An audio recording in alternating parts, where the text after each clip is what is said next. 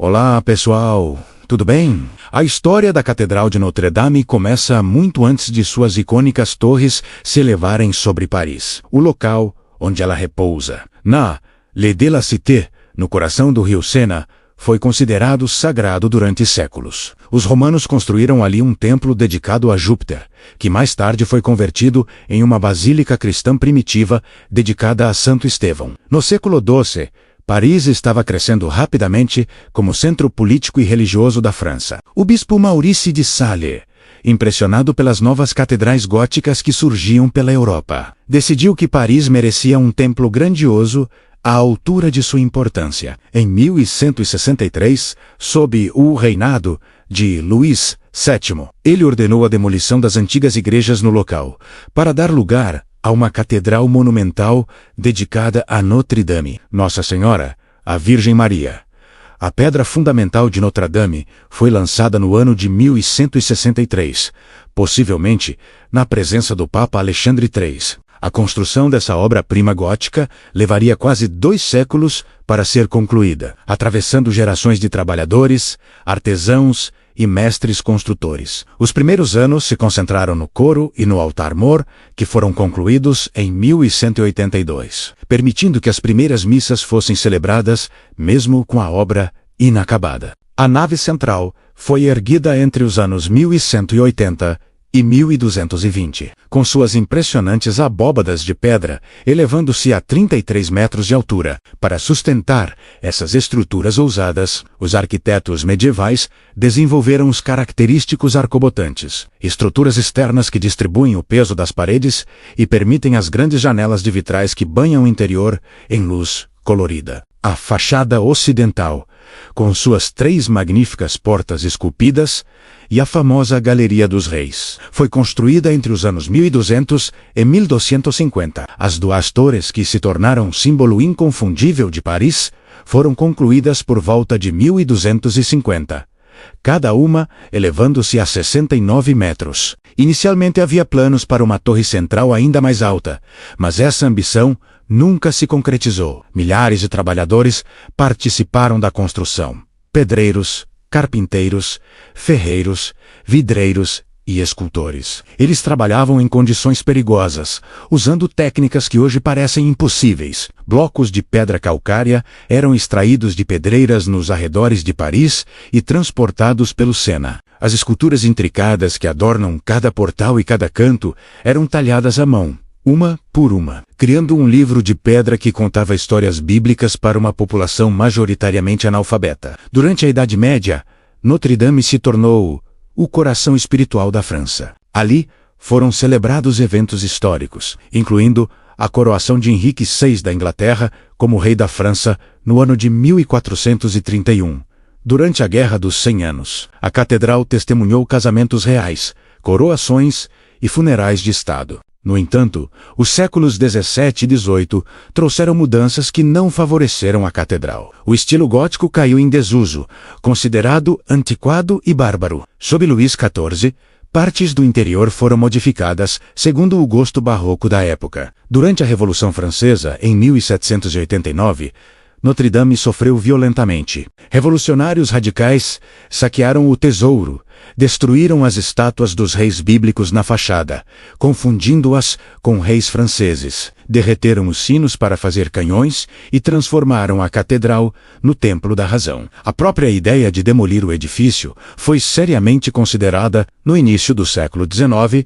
Notre-Dame estava em ruínas. Décadas de abandono, vandalismo e uso como depósito de vinho durante a Revolução deixaram a catedral medieval dilacerada. As esculturas mutiladas, os vitrais quebrados e a estrutura deteriorada levavam muitos parisienses a considerar sua demolição inevitável.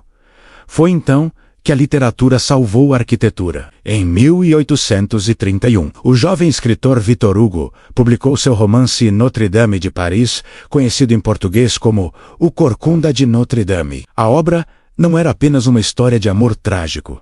Era uma carta de amor apaixonada à própria catedral e um manifesto pela preservação do patrimônio gótico francês. Hugo criou personagens inesquecíveis.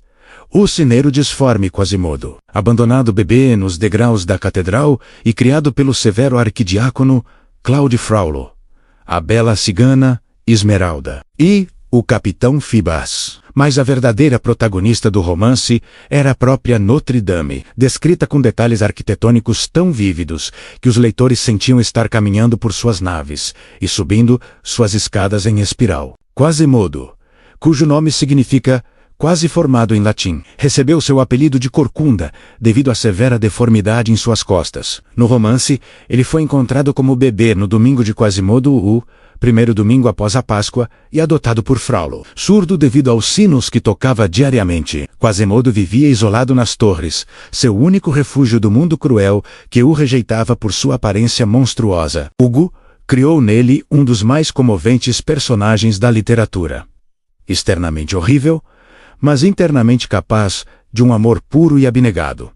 O romance causou sensação imediata. Os parisienses que haviam ignorado a catedral decadente por décadas, de repente, a redescobriram. Multidões visitavam Notre Dame, buscando os lugares descritos por Hugo. As torres onde Quasimodo supostamente vivia, as gárgulas, os esconderijos secretos, a pressão pública forçou o governo a agir. Em 1844, o governo francês finalmente autorizou uma restauração completa de Notre Dame. O projeto foi confiado ao arquiteto Eugène Violela de Queyran-Baptiste Lassus. A restauração, que durou mais de 2 décadas, foi monumental. Viollet-le-Duc não se limitou a reparar danos. Ele reimaginou partes da catedral com sua própria interpretação do que o gótico deveria ser. Ele acrescentou a famosa flecha, a agulha no telhado, destruída no século XVIII, se elevando a 96 metros. Criou as quimeras e gárgulas, que hoje são icônicas, incluindo o pensativo Strange, que olha Paris do alto. Reconstruiu esculturas destruídas e até se esculpiu entre as estátuas dos apóstolos na base da flecha. Uma assinatura discreta do restaurador. Restaurada, Notre Dame voltou a ser palco de grandes momentos históricos. Em 1944, um Te Deum, que significa um hino antigo de louvor a Deus, celebrou a libertação de Paris das tropas nazistas. Funerais de Estado de presidentes franceses, incluindo Charles de Gaulle, foram realizados sob suas abóbadas. A catedral recebe anualmente milhões de visitantes de todo o mundo, ela se tornando um dos monumentos mais visitados da Europa. Seus sinos, incluindo o Emmanuel, de 13 toneladas, continuam marcando os momentos importantes da vida parisiense.